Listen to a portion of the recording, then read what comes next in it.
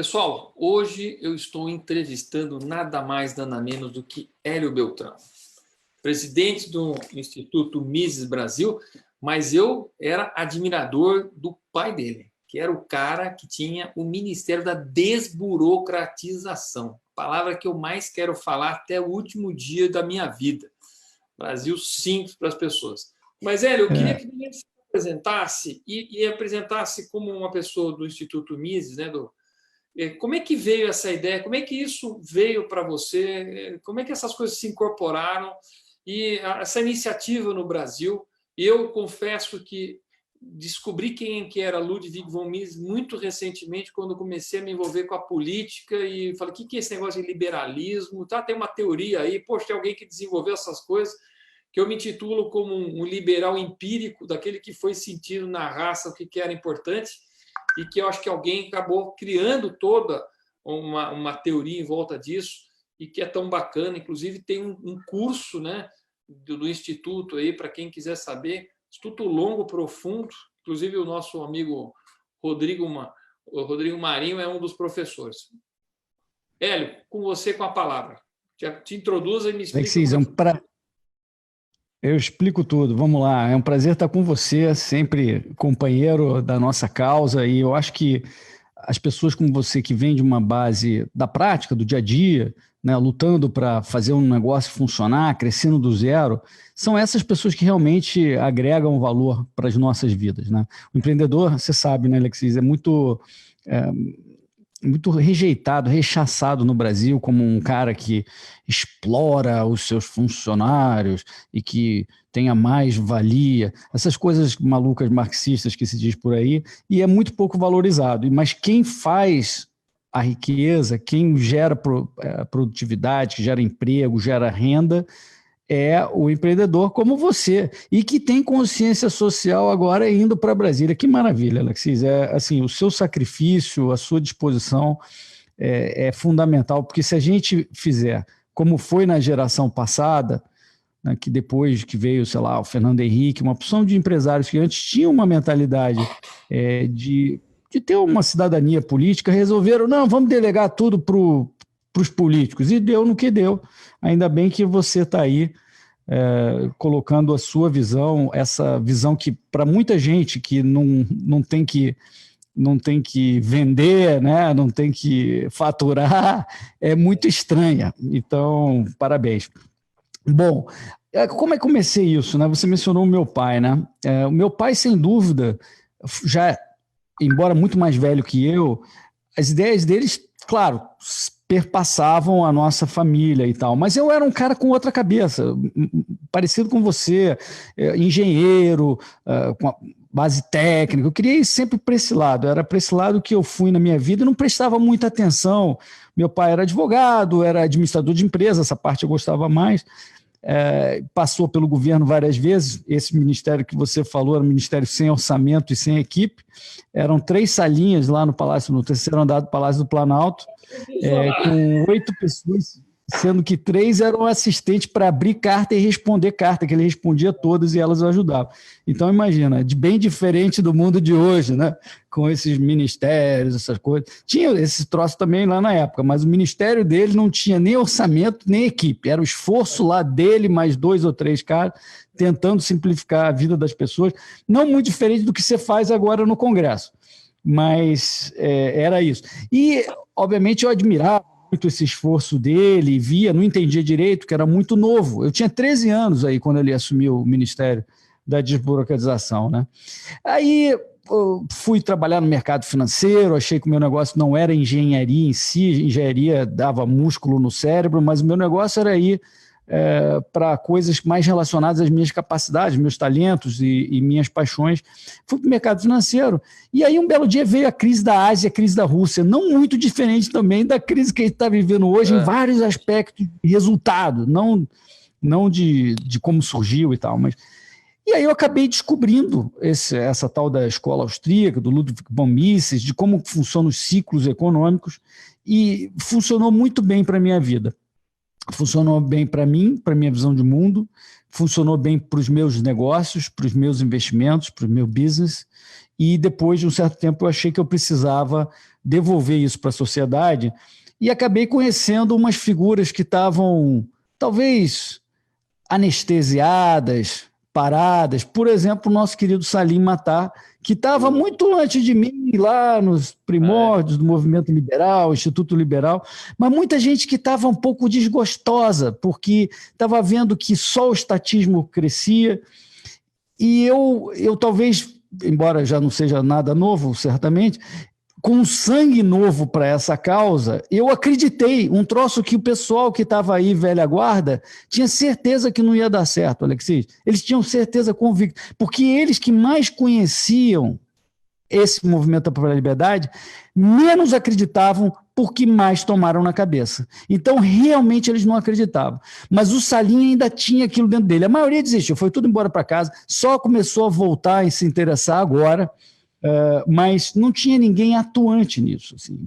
Muito pouca gente. Você tinha, claro, o Instituto de Estudos Empresariais lá do Sul, fazendo o Fórum da Liberdade todos os anos, mas não havia realmente uma liga, um movimento pela liberdade. E aí eu resolvi tentar contribuir com isso. Eu acho que a gente conseguiu, junto com vários outros institutos, junto com muitas outras pessoas, gente boa, muitas delas estão ou no Congresso hoje, ou estão junto com o Paulo Guedes no Ministério, a gente conseguiu, eu acho, que contaminar um pouco do imaginário das pessoas quanto à liberdade, porque a esquerda sempre ficou falando do ideal pela igualdade, né?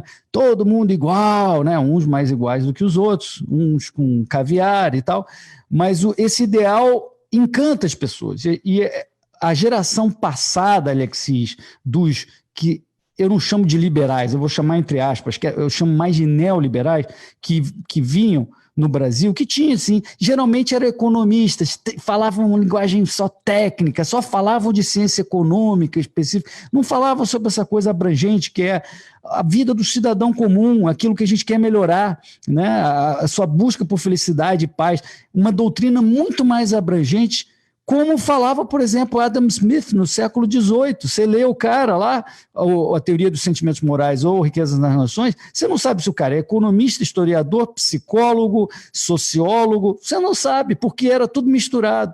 E isso faltava ao Brasil e ao mundo. E aí eu acho que esse negócio pegou bem, e tanto que está refletido nas ideias do governo, no Ministério do Paulo Guedes, em outros, estava refletido no Congresso pela sua pessoa, seus colegas do Partido Novo e alguns outros liberais que também defendem essas ideias, e pelo fato, por exemplo, só um indicador, eu acho que o livro hoje mais influente em políticas públicas no Brasil é o As 6 Lições do Mises. Só isso diz muita coisa, né? Diz muito, quer dizer, já houve épocas que era o Capital, né? Então, agora, o livro mais influente em políticas públicas no Brasil é o As 6 Lições. Então, é assim que eu cheguei aqui. O Instituto Mises faz isso, né? Divulga essas ideias, Alexis, e pretende continuar divulgando e ajudando até o fim dos tempos. Então, que se cuidem esses marxistas, porque nós aqui viemos para ficar. Agora, dentro desse ambiente novo de pandemia, né? Que um estado de exceção, né? Vamos falar a verdade, nós estamos fora da curva, aliás, de uma fora de curva que há muito tempo não se via. Muita gente meio que tirando sarro, questionando, cadê o liberalismo agora, tal? Agora que vocês querem mais Estado, tal. Eu falei, eu quero mais Estado. O Estado arrancou tudo da gente e agora acumulou tudo. Não é que é mais Estado, eu quero que devolva, né? Simplesmente se devolver para nós está ótimo, não nem precisaria mais. Como é que você responde essas críticas que nesse momento de pandemia onde o próprio setor privado está sendo privado de poder trabalhar, como é que a gente responde a essas críticas? Eu quero primeiro dizer que o que está acontecendo em muitos lugares, em muitos âmbitos, seja municipal, estadual, principalmente, na minha opinião, e um pouco menos no nível federal, é uma violação, em grande medida, arbitrária, total, às nossas liberdades. Mas eu quero fazer um ponto, como advogado do diabo, um pouco tentando entender a reação das pessoas nesse momento. No momento, Alexis, que as pessoas estão com medo de morrer, né, elas fazem uma opção de coisas baseadas nessa alteração do estado emocional delas. Elas não estão pensando direito. Isso não quer dizer que agora elas viraram estatistas necessariamente. Elas estão com medo e saem fazendo o que está na frente. Né, eu tenho citado o exemplo de quando eu viajava na ponte aérea a trabalho, pelo Banco Garantia, lá na década de 90. Um dia eu peguei uma tempestade, daquelas cúmulos nimbus, raio na asa, uma coisa horrorosa. De repente a moça, bonita inclusive, estava do meu lado, pegou na minha mão com uma força e ficou até a gente sair, depois de 15 minutos lá nesse troço. Imagina se ela queria ouvir de mim, por exemplo, você viu as últimas pesquisas que dizem que a gente tem menos de 1% de chance de ter algum problema num caso desse. Ela não queria nada disso. Ela queria que eu desse suporte a ela naquele momento e o que fosse necessário, por mais irracional que parecesse depois, para ela faria sentido naquele momento. Né? O problema, então, é quando, por exemplo, se a gente tivesse saído, ela me pediu desculpas, né? Ela tinha escrito um livro, me fez uma dedicatória bonita e tal. O problema seria se ela tivesse deixado sequelas. Se, por exemplo, ela tivesse quebrado algum osso da minha mão, que é o que possivelmente está acontecendo hoje. Né? A gente está deixando algumas sequelas por algumas coisas que saem do Congresso, algumas resoluções, ou mesmo decretos, sei lá o quê, que permitem, mesmo após a pandemia, que eles falem o seguinte: olha o precedente, mas na época do Covid você achou isso natural, por exemplo. E está aí uma lei agora que permite isso. E aí nós vamos ter que depois, usando os mesmos argumentos, não precisamos mudar. Nós não mudamos, eu acho que os brasileiros também não mudaram. Não é que de repente eles vão achar, olha só, agora eu passei a acreditar que estatal realmente é um negócio sensacional, que o Correio vai funcionar. Não, eu não acredito em nada disso. Eu acho que uma vez que passe essa fase, a gente vai poder voltar ao caminho que a gente vinha trilhando, claro, e vai ter que desmontar algumas dessas sequelas que ficaram aí. Mas eu não acredito que será algo intransponível, né? Isso é uma coisa. Então, eu respondi assim a tua primeira parte. Agora, quando você quiser, eu queria entrar também no que está acontecendo hoje, né? Nas violações. O que você está achando dessas violações? Não, mas das violações é justamente o que eu estava falando. Eu acho que as pessoas perdem alguns valores, inclusive a questão do rodízio de São Paulo, que agora está vindo um rodízio para Campinas. E o rodízio de Campinas já estamos articulando, porque ele é muito abusivo. Primeiro, que nós temos baixíssimos níveis de pessoas contaminadas ou pessoas que estão em UTI. Nós estamos sobrando lugares nos hospitais. Tanto que São Paulo estava mandando gente para cá para poder ser atendida. Ou seja, nós temos uma bela infraestrutura aqui. Mas, mesmo assim, o prefeito, não sei se é um modismo, quer dizer, mostrar austeridade, não é certamente baseado nos números que estão se apresentando. Quer dizer, a ciência também não pode ser seletiva, né? O mesmo argumento que o prefeito de São Paulo apresenta, se os números são diferentes aqui, não poderia. Tanto que é uma das críticas que eu faço ao governador João Dória, que ele usa, dentro de um espectro ou uma amostra da grande cidade de São Paulo, e expande isso para todo o estado de São Paulo. Eu não acho correto isso. Eu falei desde o primeiro início, no momento, que eu acho que a gente tem que ter dados, analisar os dados e começar a fazer a aplicação das medidas conforme conforme a multiplicação, conforme os números apontam que há necessidade. Isso não tira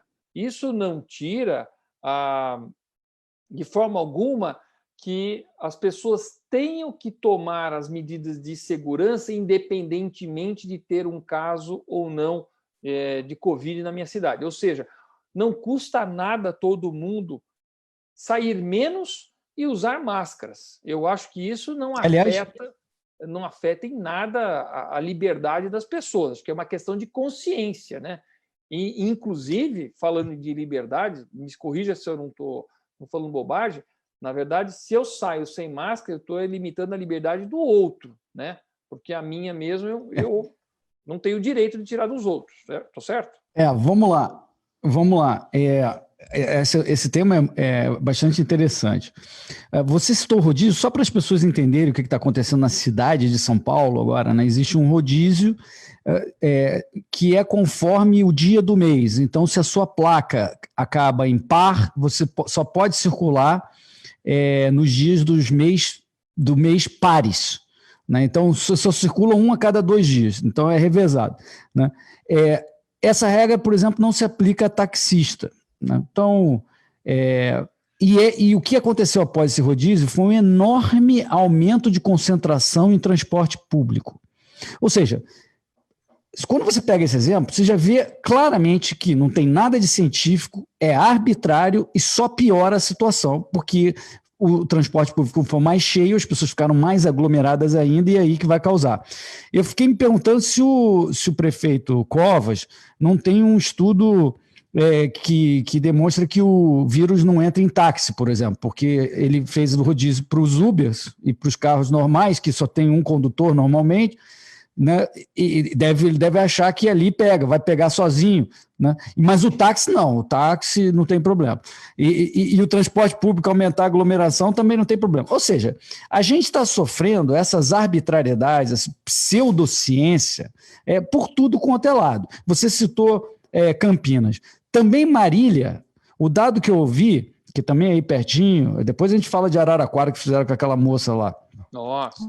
Marília, 6 casos de Covid, hospitais, 12% da capacidade, e o Dória não permitiu, o governador Dória não permitiu que flexibilizasse a quarentena na cidade de Marília. Ora, o STF já determinou que os entes da federação, municípios, estados e o governo federal têm competência superposta, né? Tem concorrência de competências, e que, em tese, você deveria permitir... Não, é isso mesmo, concorrência de competência, quer dizer, os 3 entes... Concorrência de competência. Isso. Uhum. E que, portanto, Marília deveria ter a liberdade de flexibilizar, dada a situação local dele, mas o governador não está deixando. Diga. Não, eu digo em Campinas, a coisa é tão louca que eu não sei, acho que o prefeito não entendeu bem as coisas, que a mesma crítica que está sendo feita em São Paulo, Campinas tem uma situação pior. Primeiro, não tem uma legislação municipal que regula o rodízio. 2, você tem que fazer anúncios abundantes de que tem um rodízio na cidade, porque pessoas que vêm de fora, então, vão ter que se enquadrar num rodízio que é só para o cidadão de Campinas. Já começa a complicar também, porque São Paulo tem várias placas à entrada da cidade, pode ser par, ímpar e tal. 3º, para serviços essenciais, o rodízio não é aplicável. Bom, mas como é que eu vou saber quem está dentro de um carro é de um serviço essencial ou não? Quer dizer, é o tipo da iniciativa que só cria confusão e que só cria anticorpos com a própria população, com o próprio o serviço público, até o prefeito. Quer dizer, eu não entendo absolutamente nada. Estamos tentando falar com ele até para poder conversar, para poder ter o lado razoável disso, né? Ele não podia atender de manhã, vamos ver se atende de tarde. Mas esse tipo de violência do Estado contra o cidadão, que mesmo sendo uma boa intenção, não vamos falar que é uma má, a intenção que ele tem, teoricamente, é deixar as pessoas ou forçar as pessoas a ficar mais em casa. Mas eu entendo que quem está saindo hoje não está saindo para passear nem para se contaminar. Ninguém, acho que ainda ignora a existência de um risco externo. Quer dizer, quem está é porque ou o trabalho dele já está regulamentado, já está no padrão de segurança e pode trabalhar, ou porque ele precisa ir para o supermercado, ou precisa ir para alguma padaria, sei lá, que seja para poder... Não vejo pessoas inúteis na rua. Concorda comigo?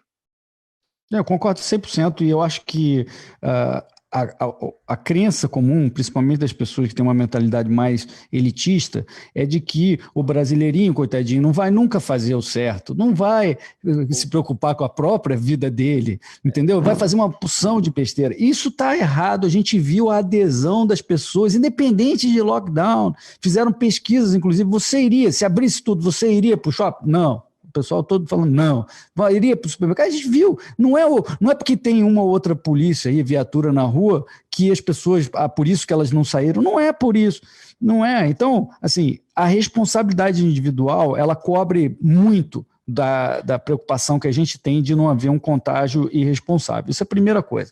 Agora, vamos um segundo, Alexis, para o assunto da máscara. Né, porque eu falei que ia citar o exemplo de Araraquara, né, e estava lá a moça num parque sozinha, aquele vídeo que circulou aí, uma moça sentada num banco, aí vieram os caras, os policiais, e aí prenderam a mulher porque ela desobedeceu uma regra qualquer. Veja, você, no ambiente aberto, com pessoas a mais de 5 metros de distância de você vai contaminar quem? E ela lá não tinha ninguém. Então, veja, as medidas para a gente evitar esse contágio tem que ser proporcionais, pelo amor de Deus. Né? Então, o que está acontecendo é uma violação desta proporcionalidade. E respondendo uma pergunta que você fez, o que diria a doutrina liberal sobre o risco de contágio, né? Você fez essa menção. Sim. Eu queria dizer o seguinte, não é só a doutrina liberal, eu diria que é a doutrina da civilização ocidental, de que o limite da sua liberdade é você ameaçar de forma clara e presente a integridade física de outra pessoa. Né? E aí, claro, se você está com uma carga viral alta, está perto de outra pessoa de forma negligente, podendo transmitir, isso aí poderia ser considerado, sim, pela civilização ocidental, pelo liberalismo, pela legislação brasileira, se assim a legislação pretender, como uma violação do direito da pessoa que está ali próxima dela. Mas você tem uma série de salvaguardas. Primeiro, essa pessoa tem que estar transmitindo. Como é que você sabe se ela está transmitindo ou não? Né? Então, a sociedade encontra formas, né? Por exemplo, botar o termômetro. Se você está preocupado, então, nesse estabelecimento, se fosse um estabelecimento, na frente o sujeito do estabelecimento deveria checar se as pessoas estão com carga. Você pode usar aquele termômetro para verificar. Você pode, dentro do estabelecimento, sugerir o uso de máscaras, então aí você já tem uma proteção. Então, esse tipo de coisa é proporcional. Porque senão é como se fosse aquele filme Minority Report, etc. Você fala assim, não, todas as pessoas que eu acho que não são muito razoáveis, são um pouco nervosas, não vou dar carteira de motorista, por exemplo. Porque o carro também pode matar uma porção de gente, certo? E a gente não faz isso. Ou você fala o seguinte, toda vez que o cara vai entrar no carro, Alexis, você faz uma entrevista, você comeu uma feijoada pesada hoje? Você discutiu com a sua esposa, com a sua namorada? Senão tu não vai dirigir. Ou seja, a liberdade, ela obriga, um ambiente que permite a liberdade, ela obriga você a assumir alguns pequenos riscos. A gente não vai fazer agora teste de feijoada nas pessoas para dirigir, certo? Mesma coisa, você precisa ter alguns sinais exteriores de que essa pessoa esteja, por exemplo, a temperatura, se ela está tossindo, se está espirrando, etc. Isso é o que eu acho que a liberdade e o arcabouço que nos foi herdado, que a gente herdou dos grandes caras dos milênios passados, diriam, olha, vai por essa linha que você está certo. Se você começa a entrar por uma outra linha, você vai para o arbítrio, que é o perigo que está acontecendo hoje. Né? Então, apenas para concluir sobre a questão da máscara, você falou, não, realmente, então a gente precisa de máscara. Mas me parece, apenas para botar um ponto de discordância, me parece que a máscara é dentro do ambiente fechado. Porque no ambiente aberto, longe da outra pessoa, não faz sentido você falar, você que está aí sozinho, não tem ninguém a 50 metros de você, você tem que estar usando máscara, senão eu te prendo. Peraí, pô, não, você precisa de máscara se você estiver numa aglomeração, num ambiente fechado, mas os caras, de novo, com essa mentalidade elitista, eles falam assim, se a gente... Não explica essa parte não, Hélio, para de falar esse troço, porque o brasileirinho não sabe fazer direito, é melhor que ele esteja mesmo ali naquele momento, assim, porque senão depois ele vai querer entrar num... O cara já é tão elitista que ele já fica imaginando que o cara não tem a máscara no bolso, que ele não vai querer botar quando entrar no lugar, ou seja, é por aí que a coisa está indo, perigo. Cara, eu vou dar um exemplo, vou dar um exemplo primeiro de segurança do trabalho, mas antes eu queria só fechar com essa moça de Araraquara, porque, na verdade, lá tinha uma desonestidade daquele repórter que queria fazer uma reportagem de pessoas que estão saindo de casa. E aí ele provocou também um constrangimento na guarda municipal, e aí a coisa ficou um horror, um desequilíbrio. Não sabia desse detalhe. Não, aquilo foi um estupro. Na verdade, aquilo lá foi um estupro que o Estado fez naquela cidadã e tem que usar. Agora, eu vou dar um exemplo, Hélio, que eu sempre trabalhei muito com indústria, né? E uma vez eu estava fazendo aqueles cursos de integração de segurança, que é obrigatório, e era aqui no aeroporto de Viracopos. E era uma tenda enorme, porque era muita gente fazendo integração, a obra era absurdamente grande e tal. E aí já chegou uma técnica de segurança, daquelas bem autoritária mesmo, e ela falou, olha, não quero ver ninguém de óculos escuros, porque a turma normalmente dá uma dormida lá, que era muita bobagem, que já tinha escutado 1000 vezes, e eu falo, não é que o curso era bobagem, é porque a gente, toda vez que você vai fazer um trabalho em alguma empresa, você tem que escutar a mesma história. Então, eu mesmo já fiz, sei lá, centenas de cursos de segurança do trabalho, eu sabia mais do que ela da minha segurança do que ela mesma. Ela não tinha noção do que era a minha segurança. Mas, vamos lá naquele curso de segurança, estava todo mundo no galpão, imagina a peãozada toda lá, e aí ela começou autoritária, tem que multar mesmo, tem que bater, tem que xingar, que eu tenho que mandar prender, vou botar para fora da obra, se não tiver com o cinto de segurança, se não tiver com o capacete, eu vou botar... Meu, a mulher era uma brava, mas brava mesmo. E aí começou, aí começou a ofender. Aí falou, porque vocês são que nem animais.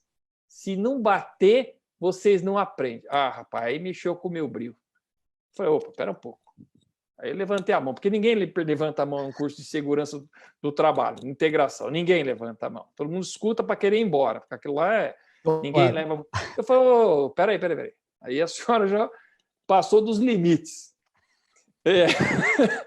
Aí eu falei assim, por que a senhora fica só dando multa, brigando, xingando, querendo prender, botar para fora e não vai lá e orienta as pessoas? Aí ela falou assim, porque vocês são que nem animal, se não bater, não aprende. Eu falei, pera um pouco. Aí a senhora não está sendo efetiva na segurança do trabalho, porque a senhora, em vez de garantir a segurança do trabalho, a senhora está querendo ficar punindo. Então, você perdeu já a noção do que é o nosso objetivo. Trazendo para cá, é a mesma história, cara. Eu até cunhei uma palavra aqui, uma frase que eu estou falando assim, que é muito mais fácil aprovar uma lei e ser autoritário com as forças do Estado do que convencer as pessoas a viver em liberdade com responsabilidade. Exato. Porque, Hélio, o que está acontecendo é que o que você falou, a gente imputa a todo brasileiro a incapacidade. De novo, nós estamos infantilizando o cidadão, dizendo que ele não é capaz, que ele não aprende, que precisa bater, que só a base de multa, só a base de força do Estado. E aí a gente vai empoderando esse Estado para ficar mais autoritário ainda contra nós, com uma suposta ideia de que a gente não sabe se cuidar e que é ele que sabe cuidar da gente. Olha como a gente está voltando. E olha o que está acontecendo. Olha o que está acontecendo. Perdão. Olha o que está acontecendo na cidade de Porto Alegre, que tem o prefeito Marques Zan, que fez o seguinte, ele fez um disque denúncia para as pessoas ligarem e denunciarem seus vizinhos, seus pares, que estiverem descumprindo a série de regras que ele estabeleceu. Veja bem, isso é um troço do Big Brother, né? É um troço do Big Brother, que deriva dessa mentalidade. Da polícia bolchevista lá, que chama aquela turma lá, que vão ficar denunciando o próprio pai, a mãe, que era contra o regime. Exato. Agora, deixa eu só... Sim. Manda ver. Não, eu ia falar só um segundinho. Pareceu que, quando eu falei que não deveria precisar, e eu acho realmente isso, de máscara em ambiente público, mas eu quero dizer que eu sou a favor de máscara, sim, em ambiente fechado, para reabrir, para a gente voltar a operar. Veja, no dia 5 de fevereiro, Alexis, 5 de fevereiro, há 3 meses, mais de 3 meses e meio, na minha coluna da Folha de São Paulo, eu disse, olha, o Covid está chegando, pessoal, comprem as máscaras N95, que são que os profissionais de saúde na China estão usando e recomendam, porque isso protege, esse negócio impede de transmitir, e essa é uma das 2 medidas que está comprovada. As outras medidas não estão comprovadas em nenhuma pesquisa, lockdown, quarentena, uma opção de outras coisas que esses caras inventam, mas 2 coisas estão comprovadas que ajudam: lavar bem as mãos e usar máscara para não transmitir. Essas estão provadas nas pesquisas com infecções respiratórias similares ao Covid há muito tempo, há muitos anos. Mas só que eles inventaram agora uma opção de outras coisas para fazer sem nenhuma comprovação. Então, eu quero dizer o seguinte, se a gente pode reabrir exigindo distanciamento dentro do ambiente, não está com todo mundo, um entra, o outro sai, para não entrar um tem que sair. E com protocolo. Com máscara, claro que funciona. Está comprovado que funciona. É que eles aproveitam para fazer uma opção de outra coisa, do tipo, entrou, está na rua, tem que estar de máscara, não tem ninguém perto, tem que estar de máscara. De novo, é essa coisa de que, de novo, elitismo, de contar com que as pessoas sejam obrigadas. Eu acho que a maioria das pessoas, de qualquer forma, usaria.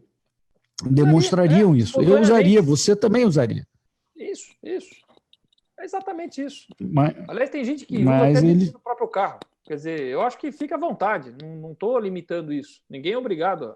Mas pessoas se sentem confortável, está tudo certo.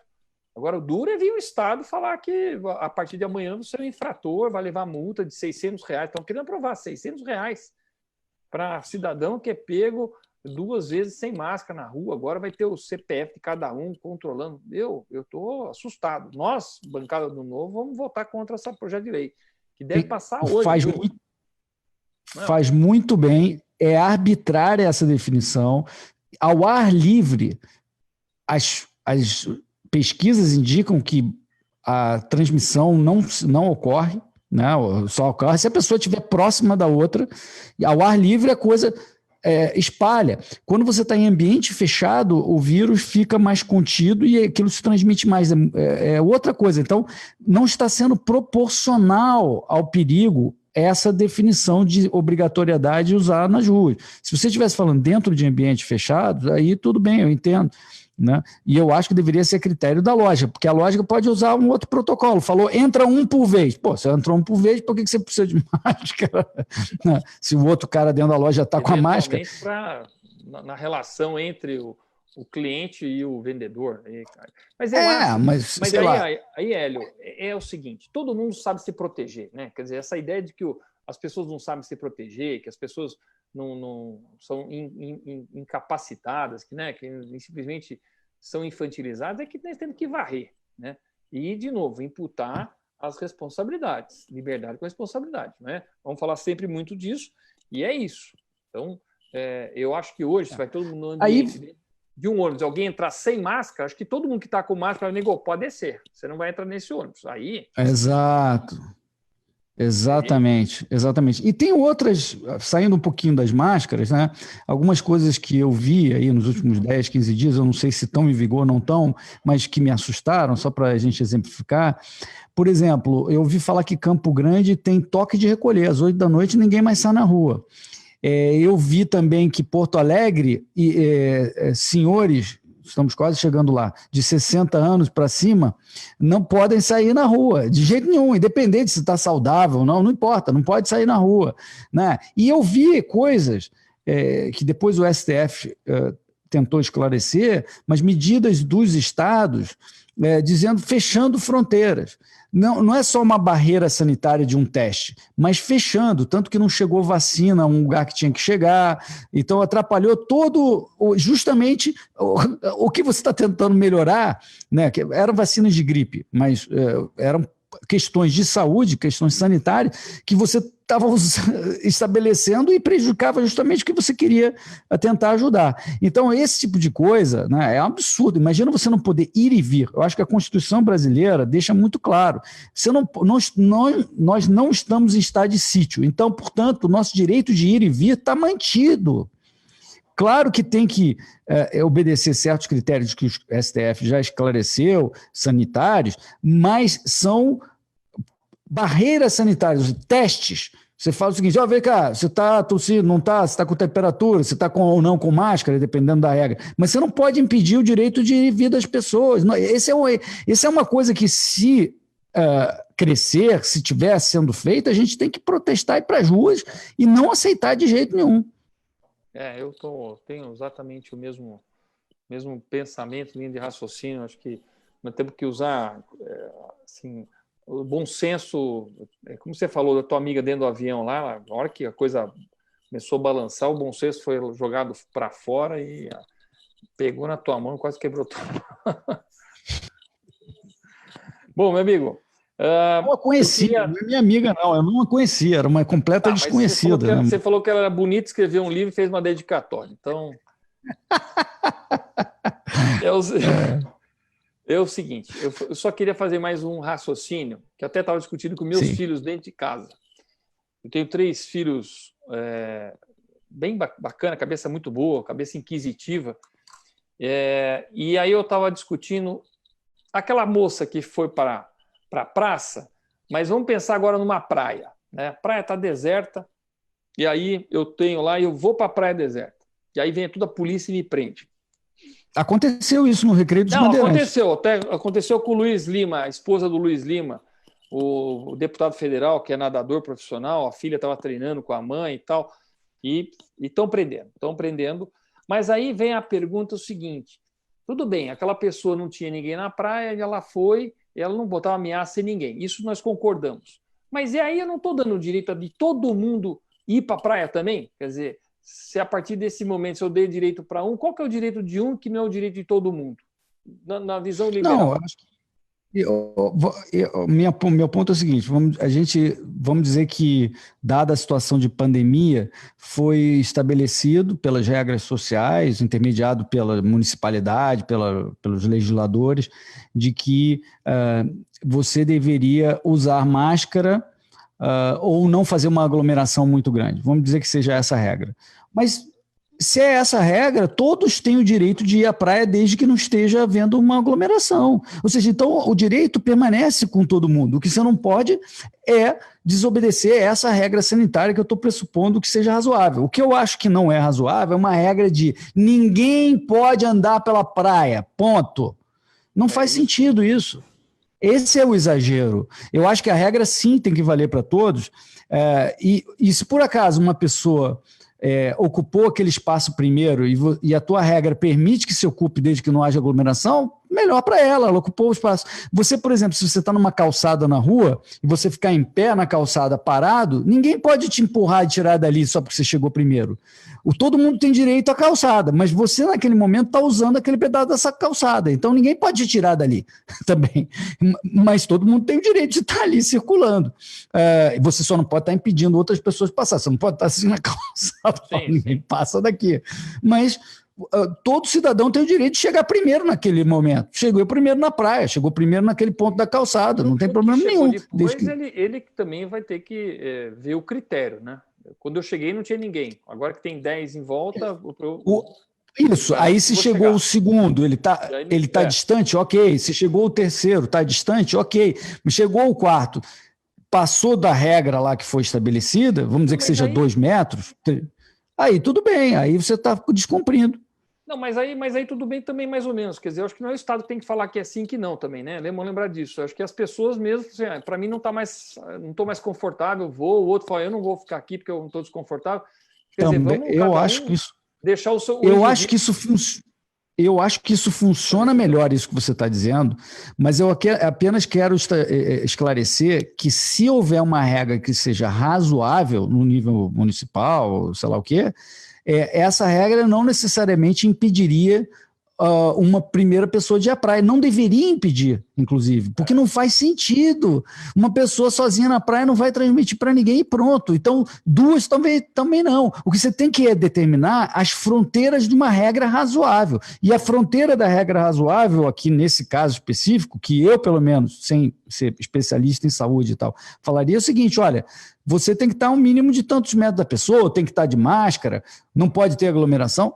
É isso. Isso é uma regra que me parece que atende à preocupação de não contágio, sem ser arbitrária.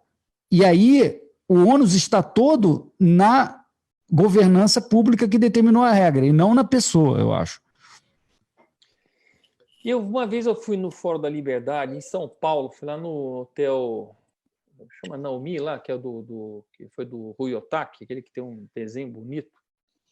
E aí eu não conhecia o William Ling na época, e ele foi fazer um belíssimo discurso de abertura lá. E ficou uma frase que na época me marcou muito, que ele falou assim, liberdade não é fazer o que você quer. Né?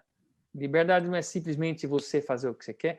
E eu acho que ele falou assim, liberdade é você não ser proibido de fazer alguma coisa.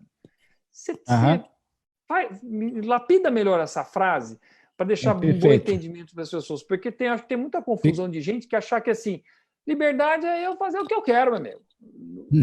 Não, isso aí, perfeito. Primeiro, deixa eu falar que o William Ling é um desses grandes heróis que está aí há muito tempo e que também não desistiu, mesmo no momento mais obscuro da liberdade do Brasil. Ele, Salim e vários outros. É perfeitamente isso. A liberdade, no conceito que a gente fala, que é o conceito em sociedade, né, é o direito de você fazer o que você quiser, desde que você não infrinja igual direito de terceiro. A pessoa que fala, que acha que liberdade é o direito dela fazer o que ela quer, ela está falando de um ditador. Quem faz o que quer é um ditador, não o liberal, não um indivíduo livre. É o contrário da liberdade. Então, essa definição de você fazer o que você quer é arbítrio. Eu faço o que eu quero, independente de terceiros. Isso se chama arbítrio e é uma faculdade dos ditadores, dos caudilhos, que a gente já teve muito no Brasil. Show de bola. Perfeito. Que bom. É bom deixar isso claro, porque as pessoas... Sem dúvida. Eu gosto desses conceitos aí. Hélio, para fechar, considerações finais, agradeço demais o teu bate-papo aqui comigo. É muito gostoso falar com gente com cabeça lúcida. Vamos lá. Bom, obrigado pelo convite, Alexis. É um prazer. Contem comigo sempre pela luta pela liberdade, pela causa de menos intrusão governamental, menos governo nas nossas costas, do empreendedor, do cidadão comum, porque quem se dá mal com essas intrusões é o cidadão comum, é o pequeno cidadão, pequeno empresário. Né? O grande se defende, o rico se defende, e é para isso que a gente está lutando pelo Brasil, pelo pequeno. Um grande abraço a você e a todo mundo aí. E eu acho que você resumiu uma coisa que eu falo muito até na minha reforma tributária. A reforma tributária, cara, vai ajudar muito o pequeno, porque ela vai ser tão simples e intuitiva que nós vamos fazer inclusão social de verdade, aquela que se sustenta, não aquela que é distributiva, é aquela que as pessoas podem ascender montando seus próprios negócios. Então, a gente tem que toda a fazer uma razão live da sobre nossa... esse tema. Oi? A gente tem que fazer uma live sobre esse tema aí. Vamos fazer também. Essa é uma boa também. Ok? Um grande abraço, cara. Obrigado pela participação. Valeu, Alexis. Um abração. Tchau, tchau. Valeu.